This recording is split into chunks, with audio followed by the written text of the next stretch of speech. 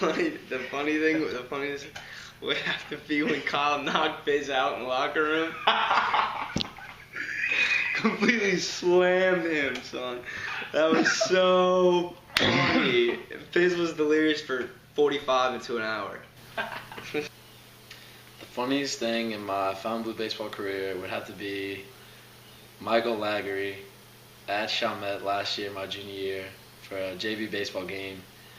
During the game, he stopped mid-pitch, got off the mound, and asked, "Wait, is anybody taking pitch count?" I think the funniest thing about baseball is whenever Piz tries to rap and he fails. I think that's always pretty funny. My funniest moment of Fontainebleau baseball was when Coach Garcia was giving us one of his serious talks on the pitcher's mound, and it was me and Talzak were just standing in the back listening, and then I heard Coach Wortman and Coach Savino walk up, and I heard them talking, so I just decided to take a glance back, and right as I took a glance back, Savino went like, "Oh, bud just flew in my throat," and that was by far the funniest thing I've ever seen in my life. My funniest baseball memory has got to be all 4 years of high school when it started off when Coach Ferran, freshman year, called me Langerang. And so that kind of sparked a thing where I have 40 different nicknames. Is that right, 40? So, yeah, I've had a long history of nicknames, and I still do. So. Now on the mound for the Bulldogs, number 17, Michael Lagari. Number 17, Michael Lagari. Number 17, Michael Lagari. The funniest thing I want to miss most about Fontainebleau baseball is definitely Michael Legreer's Peter Griffin impression. Oh, what's up, everybody?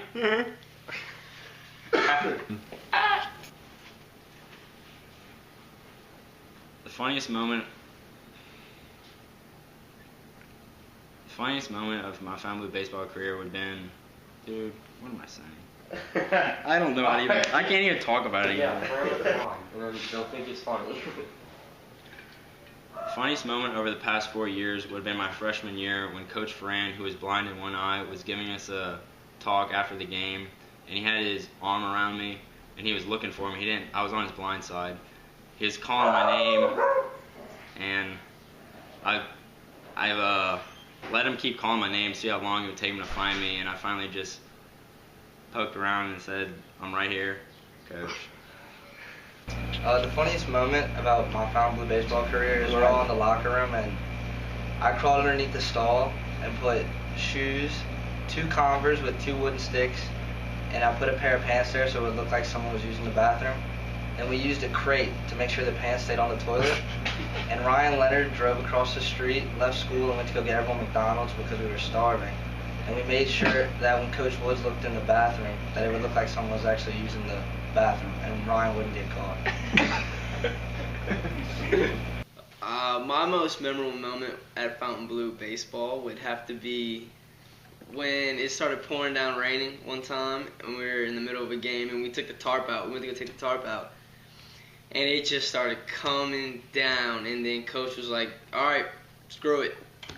We're just gonna leave it there." And then we all started charging the tarp, and we started playing in the rain.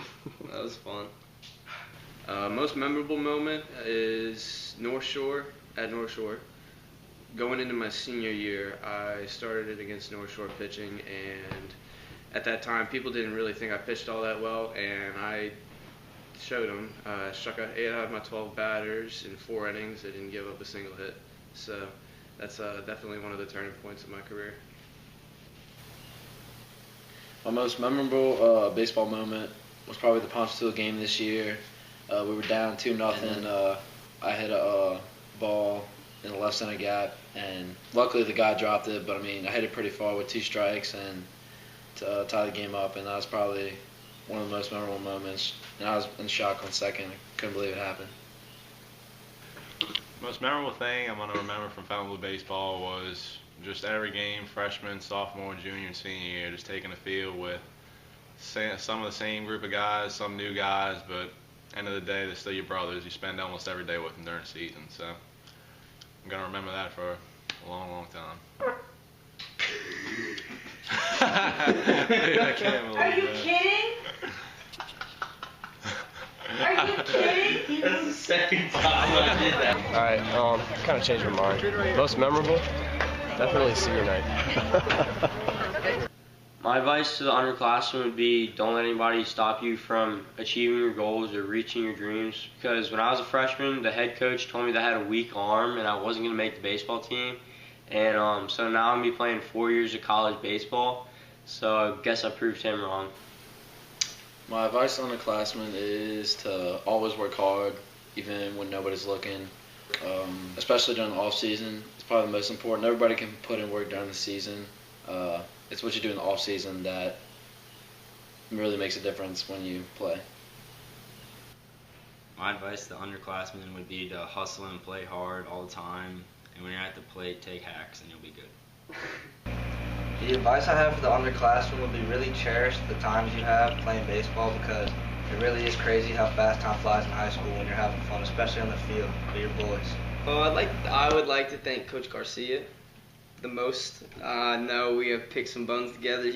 We've definitely got into it a couple times, but I feel like he has made a huge impact on the baseball team, and honestly, he is what keeps me going on the program. I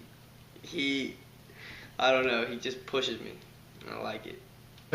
I would thank my entire family for supporting me my whole life and giving me everything I really ever wanted. And especially my dad for my baseball. He's always been a coach. He's always been there for me. Always helped me get better. The people I'd like to thank are my parents, family, and friends. They've done a lot for me in these 4 years, especially my parents. They helped me with a lot of fundraisers. They helped me with going to showcases. They helped me with a lot of motivation. Someone that I'd like to thank a lot is Coach Garcia. He has changed a lot in what I see in baseball. He's taught me so much, and I honestly cannot thank him enough for it, because it makes me want to go play college baseball because of him. I'd like to thank all the parents for putting up with me over these last 4 years, and all the coaches for teaching me everything that they had. I'd like to thank my family, friends, and coaches that have supported me over the past 4 years. What? Do it again. Oh, I want to thank my mom. The people I would like to thank are my coaches, but most of all I'd like to thank my parents, because, well, for one, they've spent probably thousands and thousands and thousands and thousands of dollars on me, baseball-wise, over the past over 10 years or so. And just they're the people who pushed me to be the baseball player and the person I am today, so I really appreciate that. I want to thank God first. I want to thank my family, especially my dad, my mom, for always being there for me and supporting me in everything I do. I want to thank my brother and my cousin for always, competing with me and helping me out with baseball and pushing me to the best of my abilities and always working with me. I want to thank my grandpa. It's one of the reasons I play the game. Just watch baseball with him just really makes it why I play. And I just want to thank all the guys and my teammates for always being there for me and always believing in me. I would like to first thank my parents and all my coaches and all my friends, because without them I wouldn't be where I am today, and with them pushing me to do extra and work harder, it really pays off in the end, even though you don't really want to do the work when you should. The thing I'm going to miss most is batting practice on the field, because I like to see where the ball would go when I hit it, and it's good for me mentally. The things I'll miss most about family baseball would be the bus rides to away games and just practices and hanging out with the guys. The thing I'll miss most about family baseball is just being on the field with all my brothers and having fun and just enjoying the time we have out there when it comes to practice or anything, games. Always having a good time with my boys out there. It keeps the energy up. What I'll miss most would have to be after game post locker room music with Sam Marr. Lord, he can definitely dance, and Piz doing jigging, always jigging. That was pretty fun. The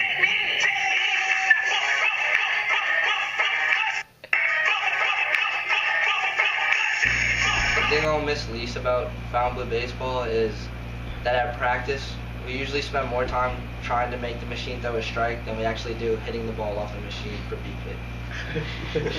FHS baseball has taught me don't hit pop-ups. Don't hit pop-ups, hit it on the ground. Yes.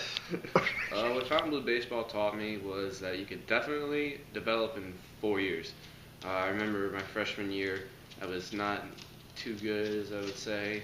I was more undeveloped, and this program changed me so much to where I'm now one of the starting pitchers, just about.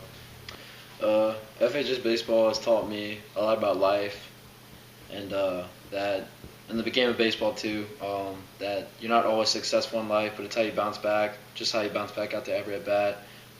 It taught me that none's really given to you in life. You got to earn everything you get, and I just want to thank all the coaches, especially Coach Woods and Coach Garce and Wortman and Coach Michael Long and Savino for really pushing me to my full abilities and helping me become a better baseball player and a better man. FHS baseball has taught me that winning a baseball game is a hard thing to do. Just my impression of Zach Dorsey. Hey, what are we gonna eat later? The thing that I learned from Fontainebleau baseball was that tobacco is not allowed at high school baseball games, and that the 12 hours of community service I'll be doing at the dog pound has given me a newfound love for dogs.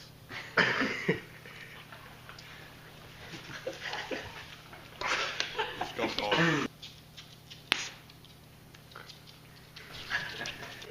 Hey, what's up? It's Peter Griffin. We're at the A-Bear's house and we're doing some impressions. This is my impression of Michael Agri. Dude, if I would have been hitting all year and playing first base, we would have definitely won more games, dude. I'm telling you. This is my impression of Michael Laggery. Zim, does this ball feel waterlogged? Mr. Dorsey, if you never see a curveball out of the hands, how you ever expect to hit it? You can't swing at pitches in the dirt. Oh, Peter, that's nasty. This is Coach Savino teaching us how to hit. Savino takes him aside and he goes, Lucas, the key to hitting a baseball is you can't swing back shoulder up, you can't swing up to the ball. You can't do that. You gotta swing from here, you gotta go hands down to the baseball, okay? Down to the baseball. You can't swing here, you can't swing here, you gotta go from here to here. Just like that. Okay, Lucas? This is my impression of Lucas Saber.